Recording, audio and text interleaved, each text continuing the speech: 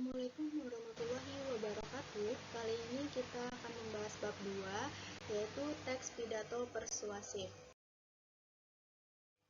Rincian pembahasannya yang pertama, mengidentifikasi informasi dalam teks pidato persuasif.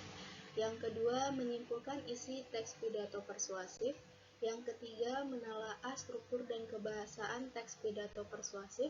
Yang keempat, menyajikan teks pidato persuasif.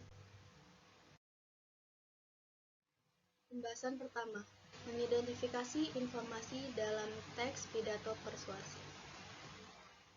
Pidato persuasif adalah jenis pidato yang bertujuan untuk menarik perhatian pendengar, memengaruhi, mengajak, atau membujuk para pendengar agar menjadi yakin dan mengambil tindakan bahkan melakukan sesuai dengan tujuan pidato tersebut.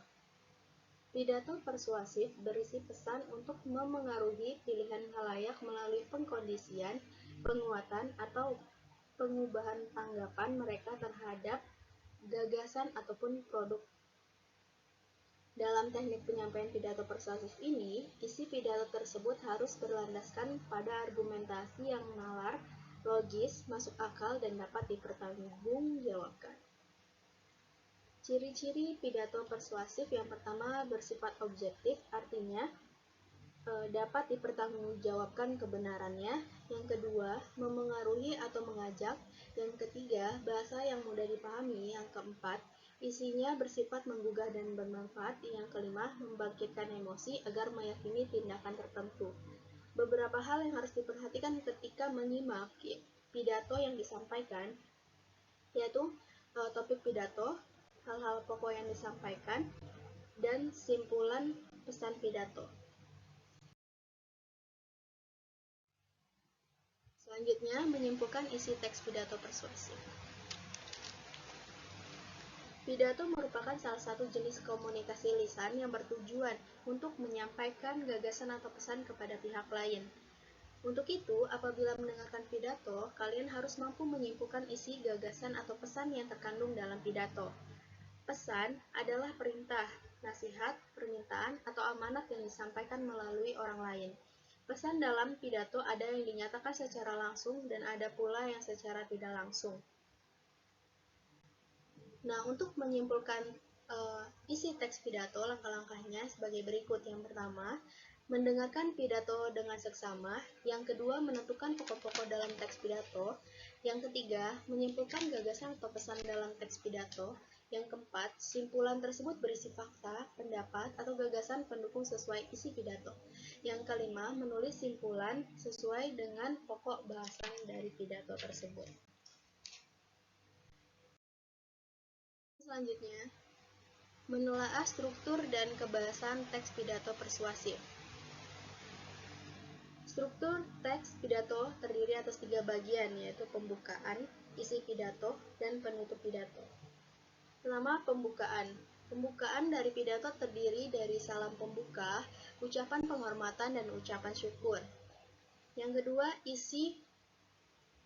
berisi inti dari pidato yang disampaikan, meliputi pernyataan posisi, tanggapan argumen, dan penguatan pernyataan posisi.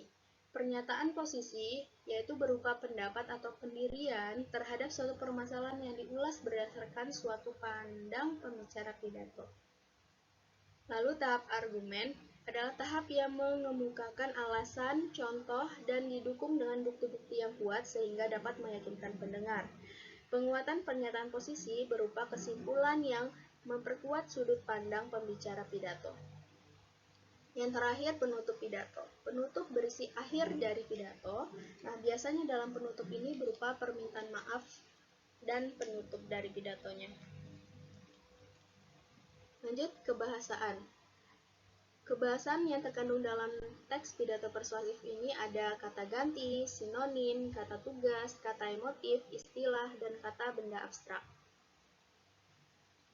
Kata ganti. Kata ganti merupakan kata yang dipergunakan sebagai pengganti subjek maupun objek berupa benda dan orang. Misalnya, mereka, dia, kita, dan lain-lain. Yang kedua, sinonim. Sinonim biasanya disebut juga dengan persamaan atau padanan kata.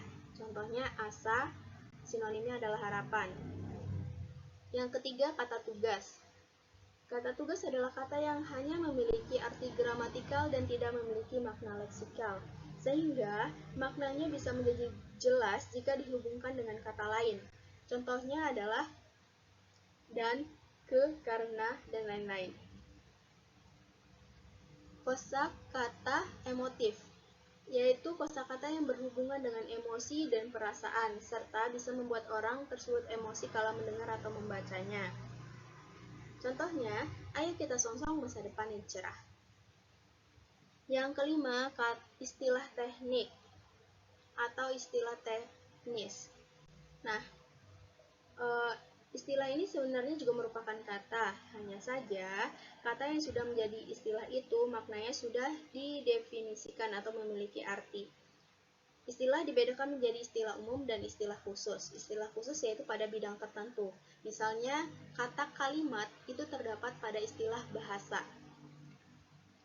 Kemudian yang terakhir kata benda abstrak, yaitu kata yang menyatakan nama dari sebuah benda, namun benda yang dimaksudkan tersebut merupakan benda yang tak kasat mata atau tidak dapat ditangkap oleh panca indera, seperti nama keadaan, nama pekerjaan, nama sifat, nama ukuran, dan sebagainya. Contohnya keyakinan, lingkungan, kekayaan, udara, dan lain sebagainya.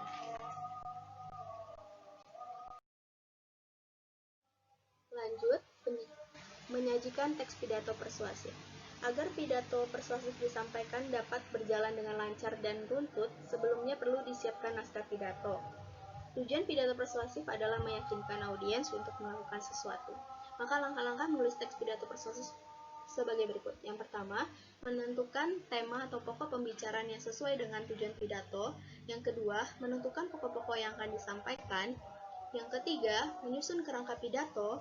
Yang keempat, mengembangkan kerangka pidato menjadi naskah pidato dengan kalimat yang mudah dipahami.